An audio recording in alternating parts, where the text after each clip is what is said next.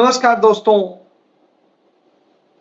देश का तापमान बढ़ रहा है, राजनीतिक दलों का तापमान बढ़ रहा है, राजनीति का तापमान बढ़ रहा है और देश दुनिया का तापमान बढ़ रहा है। ऐसी स्थिति में बड़े कूल माइंड से, कूल वातावरण में कांग्रेस पार्टी राहुल गांधी का जन्मदिन मना रही है। राहुल गांधी को तमाम सारे लोग दुआएं दे रहे हैं और कांग्रेस पार्टी के राष्ट्रीय अध्यक्ष उनका हाथ पकड़ के केक काट रहे हैं। दोनों एक दूसरे को केक खिला रहे हैं। गजब की स्थिति है और ऐसी स्थिति में नरेंद्र मोदी ज्ञान दे रहे हैं और ज्ञान की स्थिति यह है कि खुद की हालत बिगड़ी हुई है। जी हां, आज इसी पर आपसे बात करूंगा। सबसे पहले जननायक, न्याय योद्धा राहुल गांधी को उनके 54वें जन्मदिन पर, 54 साल पूरे करने पर उनको बहुत बहुत बधाई, शुभकामनाएं। आज उनका जन्मदिन कांग्रेस पार्टी ने अपने मुख्यालय में मनाया और जिस माहौल में मनाया वह कूल माहौल था। भयंकर गर्मी, लेकिन कांग्रेस के योद्धाओं में जोश था, बब्बर शेरों में जोश था और वो मौजूद थे। एक दलित राष्ट्रीय अध्यक्ष राहुल गांधी का हाथ पकड़ता है और केक कटवाता है और केक काटने के बाद में दोनों एक दूसरे को केक खिलाते हैं। गजब का सामंजस्य था। एक अलग मैसेज था, संदेश था कि हम वो हैं कि जहां कोई दूरी नहीं है, न कोई दलित है, न कोई अगड़ा है, न कोई पिछड़ा है। हर वर्ग के लोग थे, हर कोई था। साथ में बहन प्रियंका भी मौजूद थी। जब यह स्थिति हो और कार्यकर्ता हैप्पी बर्थडे करके जिंदाबाद के नारे लगा रहे थे और हमारा प्रधानमंत्री कैसा हो, राहुल गांधी जैसा हो का नारा लगता है, तो खड़गे साहब भी उस नारे को दोहरा देते। सोचिए क्या एक माहौल है, क्या एक सोच, उस सोच में यह हो रहा था। वही दूसरी तरफ माहौल यह है कि भारतीय जनता पार्टी नरेंद्र मोदी के लिए बड़ा अजीब सी स्थिति है। न वो इस जीत का जश्न मना पा रहे हैं, न इस जीत को पचा पा रहे हैं। दोनों चीजें हैं। इसलिए तमाम जोड़ गांठ की कोशिशें हो रही हैं और वो सिर्फ हिंदुस्तान में नहीं हो रही, हिंदुस्तान के बाहर भी हो रही हैं। इसीलिए राहुल गांधी कहते हैं यह सरकार जोड़ गांठ के बनाई गई बड़ी कमजोर सरकार है, कभी भी गिर सकती है। निश्चित रूप से राहुल गांधी ने अब फाइनेंशियल एक्सप्रेस को दिए अपने पहले इंटरव्यू में जो बात कही पूरी तरीके से सही थी कि यह सरकार कभी भी गिर सकती है, क्योंकि सरकार दो बैसाखियों पे है और वो दो बैसाखियां अपने स्वार्थ पर, और वो कब करेंगी उन्हें बैलेंस करने के लिए परेशान। तो यह स्थिति है। गर्मी देश में बढ़ी हुई है, तापमान बड़ी तेजी से बढ़ा हुआ है और उस तापमान का असर है। स्थिति है कि सिर्फ कानपुर जिले में 30 दिन के भीतर 200 से अधिक लोग मर गए गर्मी से। कोई इंतजाम नहीं है, सरकार कुछ कर नहीं पा रही है उसके लिए। क्यों? क्योंकि पेड़ काटे गए हैं, मनमानी काटे गए हैं, काटे जा रहे हैं। हरियाली खत्म की जा रही है, खुशहाली खत्म की जा रही है, लोगों के लिए ठौर ठिकाने नहीं है। और ऐसी स्थिति में स्वाभाविक सी बात है, मरने को छोड़ देते हैं। वहां के लोगों ने भाजपा का सांसद जिताया है, लेकिन वो सांसद भी, वहां का नगर निगम भी भाजपा का है, सरकार भी भाजपा की है, तो यानी 4-4 डबल इंजन नहीं 4 इंजन की सरकार है वहां। और हालत ये है, ये मैं एक उदाहरण दे रहा हूं, ऐसे तमाम सारे उदाहरण मौजूद हैं।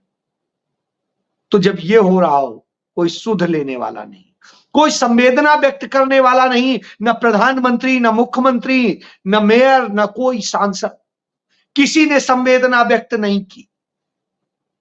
इससे आप समझ सकते हैं। तो यह हालत हो तो आप सोचिए कि किनको आप चुनते हैं। बहरहाल, उधर दूसरी तरफ ममता बनर्जी पश्चिम बंगाल से तापमान बढ़ा रही है।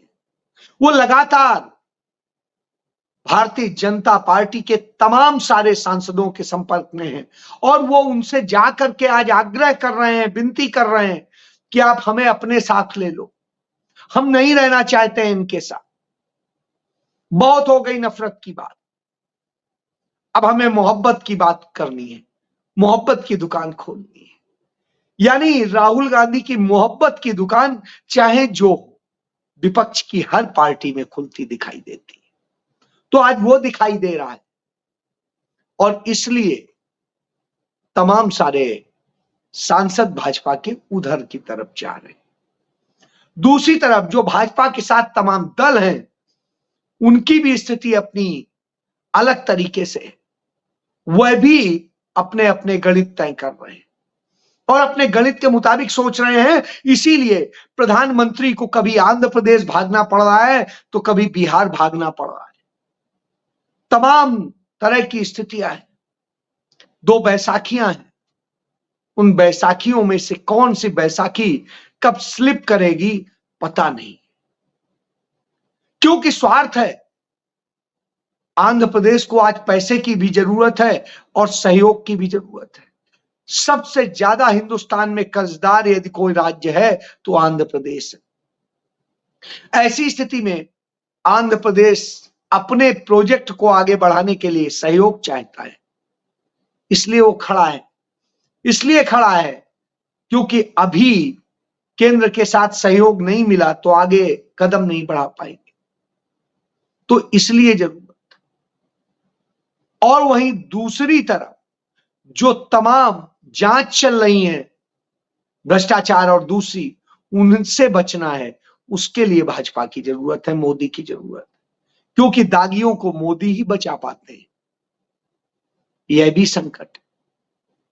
वहीं बिहार में नीतीश कुमार अपनी सोच रहे हैं, उनको अपना अगले साल होने वाला चुनाव दिखाई दे रहा है, क्योंकि उस विधानसभा चुनाव में कैसे नैया पार लगे, इसके लिए पूरा खेल है और इस खेल के लिए वो साथ रहना चाहते हैं। वो चाहते हैं कि जब चुनाव आए तब तक हम अपने आप को काबू करें और इस पोजीशन में पहुंच जाएं कि हमारी मुख्यमंत्री की कुर्सी सिक्योर हो जाए, उसके बाद में देखेंगे कैसे करना है। पलटू चाचा तो वो पहले से है, तो इसलिए वो भी है। नरेंद्र मोदी इन बातों को समझ रहे हैं, इस तापमान को समझ रहे हैं, इसीलिए नालंदा पहुंच जाते हैं। नालंदा विश्वविद्यालय जिसका पुनर्निर्माण मनमोहन सिंह सरकार में किया गया और उसे फिर से चालू किया गया, उसकी एक छोटी सी इमारत का उद्घाटन करने आज प्रधानमंत्री पहुंच जाते हैं। प्रधानमंत्री पहुंच के वहां से तमाम संदेश देते हैं, यह बताते हैं कि शिक्षा का कैसे विस्तार हो रहा है, नए नए संस्थान खुल रहे हैं और न जाने क्या क्या हो रहा है। जब वो शिक्षा का यह विस्तार बताते हैं और बताते हैं कि शिक्षा का ये क्या हो रहा है, उसी समय पूरे देश के सामने नीट का जो पेपर घोटाला है, जिसके कारण इस देश के 24 लाख बच्चों का भविष्य फंस गया है और उसके बाद कैसे डॉक्टर होंगे, क्या होंगे, भगवान जाने। लेकिन हालत यह है कि उस धांधली से बच्चे परेशान हैं कि शिक्षा का मायने क्या है यदि सब ऐसे धांधली से पास होंगे। तो सवाल नरेंद्र मोदी सरकार पर है, सीधे नरेंद्र मोदी पर है, उनके शिक्षा मंत्रालय पर है और उनके बनाए गए एनटीए पर है। तो आप यह समझ लीजिए कि यह सवाल खड़ा है। वही इस सवाल का एक बड़ा जवाब मिलता है। जो भारतीय जनता पार्टी नरेंद्र मोदी की जो एनडीए सरकार है, उसकी जो राज्य मंत्री हैं, महिला बाल विकास राज्य मंत्री, वो सावित्री ठाकुर एक कार्यक्रम में जाती हैं मध्य प्रदेश, और उनकी शिक्षा का स्तर यह है कि वो बेटी बचाओ बेटी पढ़ाओ जो नरेंद्र मोदी का नारा था, आज नहीं दिया था, इसको दिए उन्हें 10 साल हो रहे हैं करीब, उस नारे को वो नहीं लिख पाती है। हालत ये होती है उसे लिखती हैं तो वो भी गलत लिखती हैं, मतलब ये पूरा नारा तो लिख ही नहीं पाती हैं, और जो लिखती हैं चंद शब्द वो भी गलत लिखती हैं। तो आप इससे समझ सकते हैं कि नरेंद्र मोदी के यहां कितने काबिल लोग जो है मंत्री हैं। यह भारत का मंत्रिमंडल है, यह एनडीए का मंत्रिमंडल है, और वो नरेंद्र मोदी भारतीय जनता पार्टी के कोटे की मंत्री है। तो सावित्री ठाकुर बेटी बचाओ बेटी पढ़ाओ नहीं लिख सकती, उनको जिम्मा दिया गया महिला बाल विकास मंत्रालय का कि बेटी बचाओ बेटी पढ़ाओ। तो अब आप सोचिए वो क्या बेटी बचाएंगी, क्या बेटी पढ़ाएंगी, यह आप समझ सकते हैं। तो इस तरह की है। और नरेंद्र मोदी जो कह रहे हैं कि ज्ञान की पाठशालाएं खुल रही हैं, तो यह ज्ञान उनके यहां पाठशाला खुल रहा है। इस तरह के हालात हैं, तो साधने के क्रम में उनकी हालत यह हो रही है। वो चुनाव के तुरंत बाद इटली भाग जाते हैं। जो कहते थे कि शहजादे इटली जाएंगे, तो शहजादे तो नहीं गए, लेकिन नरेंद्र मोदी जरूर चले गए, और बिना उसके सदस्य हुए चले गए। इसलिए भारत को वहां बदनामी बेइज्जती सहनी पड़ी। न उसका भाषण हुआ भारत का, वो पूरे देश को रिप्रेजेंट कर रहे थे, निजी नहीं कर रहे थे, तो न भाषण हुआ, न उनकी कोई मीटिंग में शिरकत थी। तो क्यों गए थे? सेल्फी खिंचाने, मेलोडी टीम बनने के लिए, फ्रॉम मेलोडी टीम, रील बनाने के लिए। तो वहां पर स्थिति यह होती है कि जब वो जो बाइडेन से मिलते हैं, तो जो बाइडेन एक बहुत बड़ी बात कह देते हैं कि महात्मा गांधी के सिद्धांतों पर भारत और अमेरिका की साझेदारी टिकी हुई है। ये जो बाइडेन कहते हैं कि महात्मा गांधी के सिद्धांतों पर, वो साफ साफ मोदी को नकार देते हैं। और महात्मा गांधी को कौन रिप्रेजेंट करता है? तो कांग्रेस करती है, राहुल गांधी करते हैं, क्योंकि नरेंद्र मोदी तो गोडसे को रिप्रेजेंट करते हैं, नरेंद्र मोदी सावरकर को रिप्रेजेंट करते हैं। तो ऐसी स्थिति में फिर वहां भद्द पिटती है। वहां पर प्रतिमा भी जो बनती है वो गांधी की बनती है। तो आप समझिए ये सिर्फ फ्रॉम मेलोडी टीम बन सकते हैं, खुश हो सकते हैं, वही करके आए थे। यहां कांग्रेस पार्टी अपनी रणनीति लगातार बढ़ा रही है, बना रही है अपने सहयोगी दलों के साथ में। उसका जो पूरा कम्युनिकेशन चल रहा है, जिस तरीके से चल रहा है, वो अपने आप में अद्भुत है। बहुत अच्छी अंडरस्टैंडिंग हो रही है। उस अंडरस्टैंडिंग को कैसे खत्म किया जाए, यह भारतीय जनता पार्टी के स्लीपर सेल जो तमाम दलों में है, कांग्रेस में भी है, दूसरे भी दलों में है, वो एक्टिव है। वो चाहते हैं कि आज सपा और कांग्रेस का गठबंधन टूट जाए, वो चाहते हैं आरजेडी से संबंध टूट जाए, वो चाहते हैं उद्धव शिवसेना से टूट जाए, वो चाहते हैं शरद पवार से टूट जाए, वो चाहते हैं एमके स्टालिन से टूट जाए। पर वो भूल जाते हैं कि अब यह दोस्ती सिर्फ राजनीतिक नहीं है, यह मोहब्बत की दुकान पर आधारित है। और मोहब्बत की दुकान पर जब आधारित होगी तो छोटी मोटी बातें इग्नोर की जाएंगी। आज वही हो रहा है और उसी ढंग से तैयारियां हो रही। और जब यह हो रहा होता है तो निश्चित रूप से एक बेहतर अंडरस्टैंडिंग के साथ चल रहा होता है।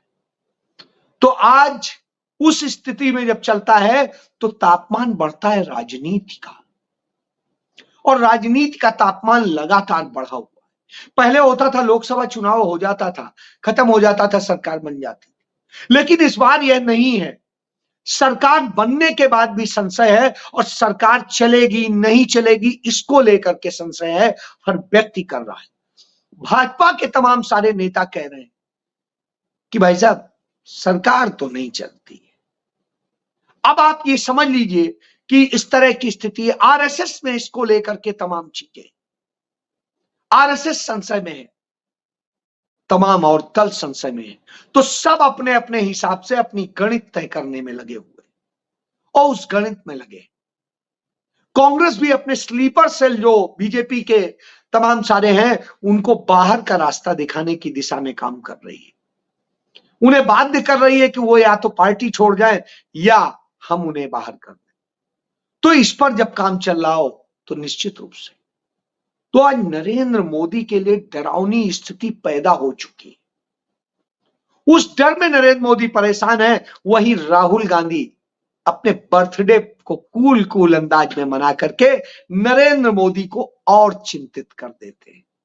पार्टी के नेता एक होकर के खड़े होते हैं और सब राहुल गांधी के लिए जो जो शब्द लिखते हैं, जो कहते हैं, वो बड़ी चीज है। चाहे शशि थरूर हो, चाहे मुकुल वासनिक हो और केसी वेणुगोपाल तो उनके अंग संग दिखाई देते हैं। उसके अलावा जो राष्ट्रीय अध्यक्ष हैं उनका अपना एक रुख है, सकारात्मक रुख है।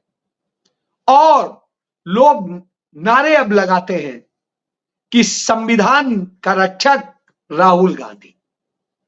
तो आज संविधान के रक्षक के रूप में राहुल गांधी की पहचान हो गई है और यह पहचान राहुल गांधी की बहुत बड़ी छवि को बना के तैयार करती है, वैश्विक तौर पे तैयार करती है। तो अब राहुल गांधी को उनके जन्मदिन का उपहार नेता प्रतिपक्ष होगा, इसमें कहीं कोई दो राय नहीं। और प्रियंका गांधी सांसद बन के आएंगी, फिर भाई बहन जिस तरीके से संभालेंगे उसको हर कोई समझ रहा है। और यही वजह है कि अब राजनीति की गति और दिशा दशा बदल चुकी है। अब दुश्मन भी पहचान पर है और मुद्दे भी। तो मुद्दे सामने खड़े हैं, दुश्मन सामने खड़ा है और सवाल जवाब होंगे। बस इन्हीं से तो नरेंद्र मोदी को डर लग रहा है। दुनिया का मीडिया राहुल गांधी से बात करना चाहता है। दुनिया आज राहुल गांधी से कनेक्ट होना चाहती है क्योंकि उनमें वो भविष्य देख रही है। नरेंद्र मोदी ढलती हुई स्थिति में है और राहुल गांधी उठती हुई स्थिति। इसलिए भारतीय जनता पार्टी नरेंद्र मोदी और उनके स्लीपर सेल के, उनके आरएसएस के होश उड़े हुए हैं, तापमान बढ़ा हुआ है। उधर लोग मर रहे हैं, इधर नरेंद्र मोदी ड्रामे करके खुद को बचने और दिखाने की कोशिश कर रहे हैं। आज वो जय श्री राम नहीं बोल पा रहे हैं, उनके मुंह से जय श्री राम शब्द नहीं सुना होगा जब से चुनाव परिणाम आए। तो आप समझ लीजिए नरेंद्र मोदी कितना घबरा गए हैं और राम ने उन्हें जवाब दे दिया है, हनुमान ने अपनी गदा चला दी है। सब सामने दिखाई दे रहा है। कोप्पल जहां हनुमान का जन्म हुआ वहां से भी वो हारे और जहां राम का जन्म हुआ वहां से भी हारे। इसलिए नरेंद्र मोदी को डर लग रहा है और राहुल गांधी लड़ने को तैयार बैठे। जय